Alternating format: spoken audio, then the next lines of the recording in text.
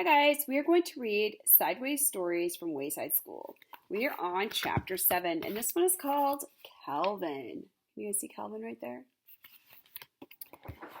Calvin had a big round face. "Calvin," said Mrs. Jules, "I want you to take this note to Mrs. Zarves for me."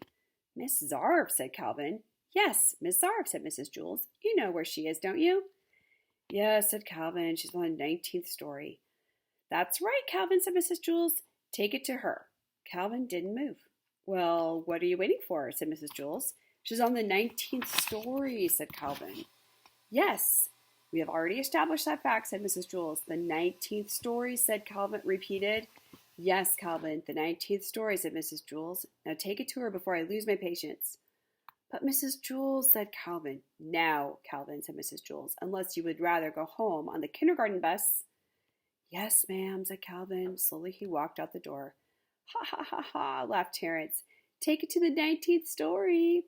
"Give it to Mrs. Zarves," hooted Myron. "Have fun on the 19th story," called Jason. Calvin stood outside the door to the classroom. He didn't know where to go. As you know, when the builder built Wayside School, he accidentally built it sideways, but he also forgot to build the 19th story. He built the 18th and the 20th, but no 19th. He built the 18th and the 20th. Okay, he was very, very sorry. There was also no Miss Zarves. Miss Zarves taught the classroom on the 19th story. Since there was no 19th story, there was no Miss Zarves. And besides that, as if Calvin didn't have enough problems, there was no note. Mrs. Jules had never given him a note. "Boy, this is just great," thought Calvin. "Just great. I'm supposed to take a note that I don't have to a teacher that doesn't exist and who teaches on a story that was never built." He didn't know what to do. He walked down to the 18th story, then back up to the 20th, then back to the 18th, and back up to the 20th. And there was no 19th story. There had never been one, and there will never be one. Calvin walked down to the administration's office.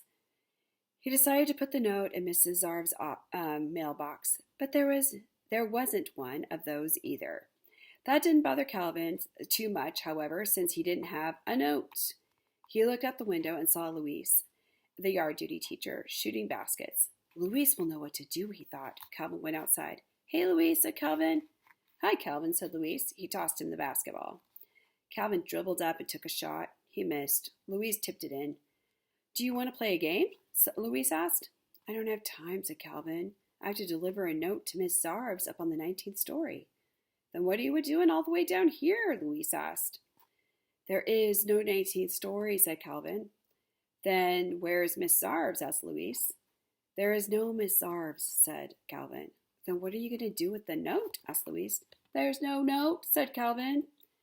"I understand," said Louise. "That's good," said Calvin, "because I sure don't." "It's very simple," said Louise. "You're not supposed to take no notes to no teachers. You already have done it. You already haven't done it." Calvin did not understand. "I'll just have to tell Mrs. Jules that I couldn't deliver the note," he said. "That's good," said Louise. "The truth is always best. Besides, I don't think I understand what I said either." Calvin walked back to the 30 flights of stairs to Mrs. Jules' class. "Thank you very much, Calvin," said Mrs. Jules. Calvin said, Mrs. Jules interrupted him. "That was a very important note, and I'm glad I was able to count on you." "Yes, but you see," said Calvin. "You delivered the note to Miss Zarves in the 19th story," asked Jason. "How did you do it?" "What do you mean, how did he do it?" asked Miss Jules. "He gave Miss Zarves the note. Some people, Jason, are responsible." "But you see, Mrs. Jules," said Calvin.